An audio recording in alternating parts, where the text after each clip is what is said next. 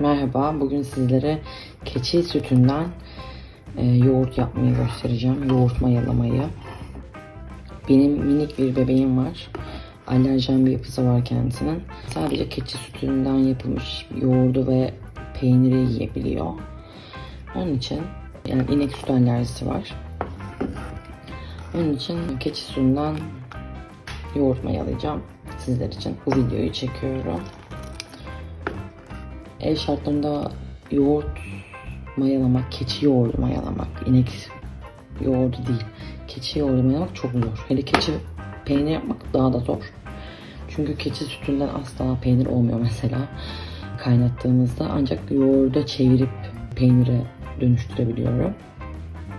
En azından ben kendime öyle bir yol buldum. Sizlerle de bunu paylaşacağım.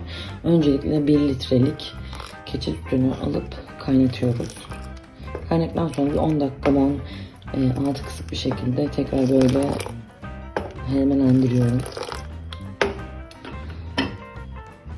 Yoğurt yapımına geçeceğiz şimdi. Keçi sütünden keçi yoğurdu mayalamayı geçeceğiz şimdi.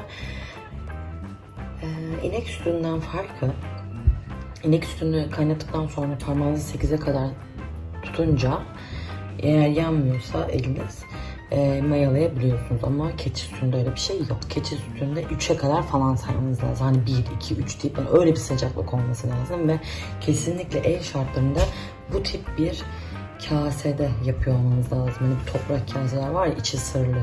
Kesinlikle bu tip bir şeyde olması lazım ve sarıp sarmalayacağız. Ben aslında daha öncesinde Büyüyo'nun bu probiyotik yoğurt mayasıyla ve bir önceki yaptığım yoğurtla hafif karıştırıp yapmıştım. Şu an burada bir yoğurt mayası var aslında ama size tekrar bununla ilk defa deneyecekler için bu Büyüyo'yla gösterebilirim. Bunun inek veya keçi olması çok da önemli değil. Sonuçta 2-3 mayalama yaptıktan sonra keçi mayası haline geliyor bu mayada. Başlayalım o zaman. Öncelikle sütümüzü bayağı buraya böyle boşaltıyoruz. Kaynatıp soğumaya aldığımız sütümüzü, keçi sütümüzü. Daha sonrasında 1 litreye, bunun arkasında zaten yazıyor 1 litreye kaç kaşık olması gerektiğini. 1 litreye bunu önceden çalkalıyorsunuz. Kullanmadan önce bunu çalkalayın. 1 litreye 3 yemek kaşığı mayayı koyup güzelce diğer mayaları çırpıyoruz. Sonra ben bu soğuk bir yoğurt olduğu için sıcak sütümden böyle birer kaşık alıp böyle terbiyeliyorum.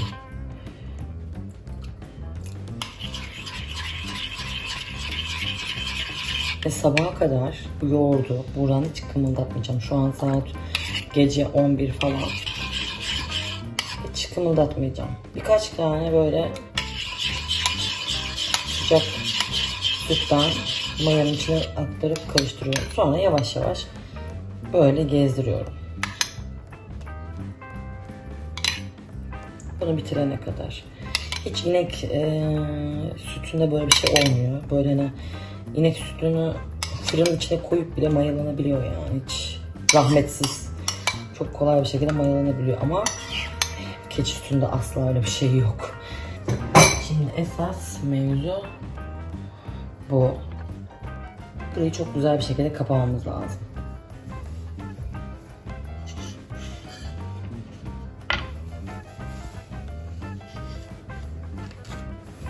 Böyle eski anneanne usulü havlularla böyle bunu kapatıyoruz. Böyle bilmem kaç kat kapatın yani. Bu sıcak olsun. Sıcak olacak. Bunun olayı sıcaklık. Sıcak olacak.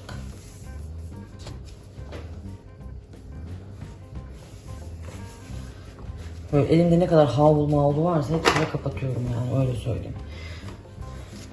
Hiçbir yerinde açıklık kalmayacak, hiçbir yerinden hava almayacak, sıcak olacak.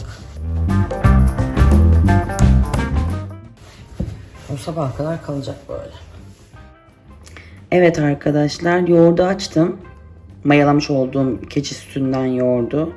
Gayet güzel tutmuş. Açıp ben bir gün boyunca buzdolabında beklettim. Artık yarın yiyebileceğiz bunu. Gayet güzel, gayet taş gibi olmuş yani. Hiç sıkıntı yok. Söylediğim tarif geçerlidir. Birebir olur. Şunlar da, şu kaplar var ya.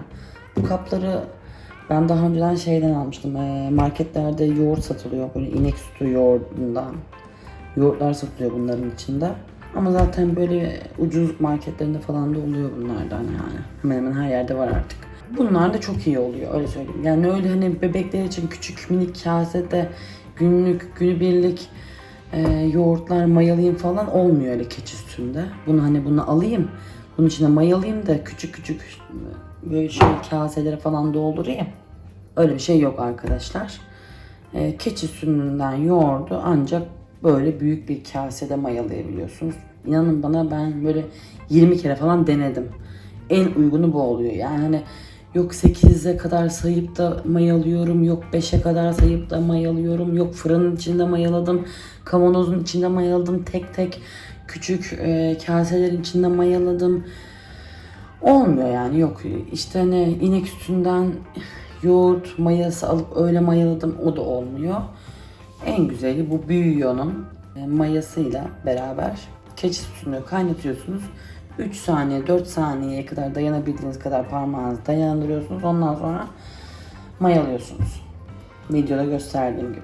En az 7-8 saat bekliyor hiç yerinden kımıldamadan, eski yöntemlerle, annelerimizin, anneannelerimizin yaptığı yöntemle hiç kımıldamadan bütün gece bekliyor. Ondan sonra sabah alıp yine böyle az sarsıntılı bir şekilde dolaba kaldırıyoruz. Buzdolabına. Bir gün geçiyor, iyice böyle suyunu çekiyor. Ondan sonra güzel, tadı da tuzu da her şey de güzel oluyor. Kendinize iyi bakın. Abone olup beğenmeyi unutmayın. Öpüyorum.